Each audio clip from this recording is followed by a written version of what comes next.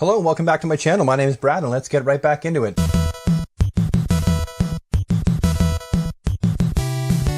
So today I want to share with you one of my Custom Kitbash Batman figures.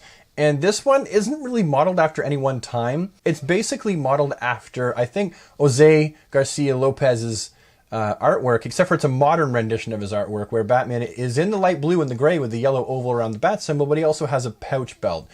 And this is the best I could come up with to kind of, be representative of that. Now, the recipe for this figure, the cape itself comes from a Batman figure from the DC Superheroes line. It's the line that predated the DC Universe Classics, and I believe that this is the very first Batman figure that was in that line. It was a really good Batman figure, I'm not going to lie, but I felt that the cape would look better on this figure, and the Batman itself, I forget what happened to it. I think one of my kids broke it when they were like 2, so I don't even have it anymore. All I have left is the cape. The belt comes from a Batman figure that predated the DC Superheroes line, where Batman was wearing black and gray and he was pulling his mask off. I believe it was an SDCC exclusive. Correct me if I'm wrong, but I believe that's what that was from. Everything else comes from a San Diego Comic-Con exclusive Batman that came with a cloth cape that was blue on the back and black on the inside. I know a lot of people really don't like the plastic capes and the rubber capes. They prefer the cloth capes. I just pose my Batman figures. I don't play with them, and so I like my cape to look a little bit more drapey and a bit more like it would look in the comic books, and you just don't achieve that look with a cloth cape usually. Now, starting at the head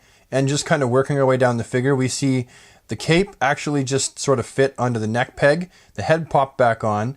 I like the shading of all the gray, making, emphasizing his muscles and stuff like that. I went with the yellow, solid yellow belt because I felt like it matched the figure rather than having a shaded belt with more yellows and browns. I love the shading on the boots and on the gloves and in the muscles. This is absolutely one of my favorite Batman figures. Just a quick shot here for scale and size comparison. I've placed the DC Direct Crisis on Infinite Earths Flash figure on the one side. He was actually a really small Flash figure compared to the rest of the scale of the DC Direct figures.